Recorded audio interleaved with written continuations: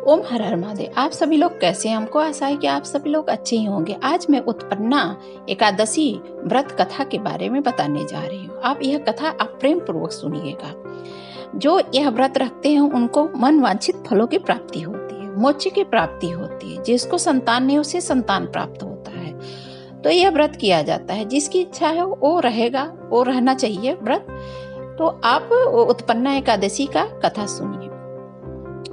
एक बार युधिष्ठिर जी ने श्री कृष्ण जी से पूछा, हे श्री कृष्ण जी, आप हमें कोई ऐसा व्रत बताइए जिससे कि हमें मोक्ष की प्राप्ति हो। तो श्री कृष्ण जी ने युधिष्ठिर जी को बताया कि सतयुग काल में एक मुर नाम का राक्षस रहता था। तो वह राक्षस एक ब्राह्मण का लड़का था, लेकिन वो राक्षस योनि में उत्पन्न हो गया था। इसलिए वह देवताओं को वो तप करके और देवता को प्रसन्न कर लिया था। प्रसन्न करने के बाद में वह देवताओं को परेशान करता रहता था, हमेशा परेशान करता रहता था। और इंद्र को बहुत परेशान करता था। इंद्र जैसे पानी बरसाते हैं तो वो खुद ही बादल को बंद के पानी बरसा देता था, खुद ही आग बरसाने लग जाता था। कुछ भी जो उसका मन करता था वही करने लग जाता था। तो सभी देवता दुखी होकर के भगवान शिव के पास गए। तो भगवान शिव के पास गए तो भगवान ने, शिव जी ने कहा कि आप विष्णु जी के पास जाइए। विष्णु जी के सभी लोग ब्रह्मा विष्णु के मिलके, ब्रह्मा जी और शिव जी मिलके और विष्णु जी के पास सभी लोग मिलके गए। और इंद्र जी जब गए तो विष्णु जी से प्रार्थना करने लगे। तो विष्णु जी कहे, चलिए मैं चलता हूँ आपके साथ। विष्णु जी ने सहस्त्र साल मतलब 1000 साल उससे युद्ध किया और करते रहे और सभी को परास्त कर देता था।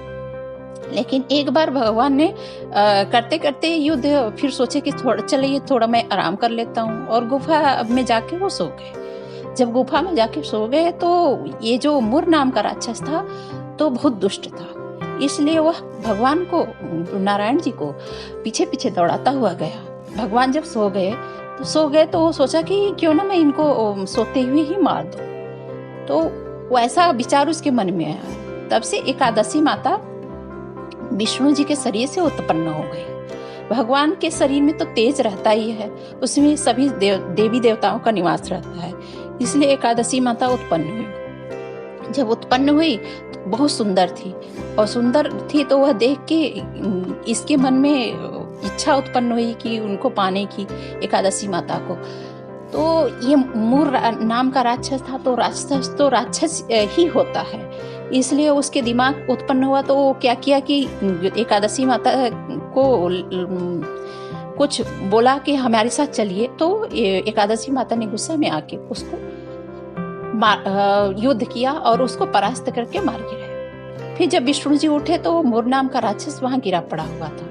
वह सोचने लगे कि मैं तो सो गया था, फिर कौन मारा है। विष्णु जी तो सब लीला जानते, सभी हाल जान रहे थे, लेकिन ऐसा विचार किया उन्होंने। लेकिन फिर उसी समय उत्पन्ना नाम की जो एकादशी जी थी, माता थी, तो वह कही कि मैंने इस राक्षस को मार गिराया। तो विष्णु जी ने उनको आशीर्वाद दिया और कहा कि आज एकादशी का दिन है, इसलिए आपका नाम एकादशी व्रत जो करेगा उसको मनवांछित फल की प्राप्ति होगी। आज एकादशी का नाम इसलिए उत्पन्ना एकादशी रखा जाएगा। इस एकादशी का नाम उत्पन्ना एकादशी रखा जाएगा। एकादशी 26 एकादशी पड़ती है। एक साल में 26 एकादशी पड़ती है, 25 एकादशी पड़ती है। तो इस तरीके से जो यह व्रत करेगा, पूजन करेगा, पहली एकादशी उत्पन्ना एकादशी से ही व्रत करना प्रारंभ किया जाता है।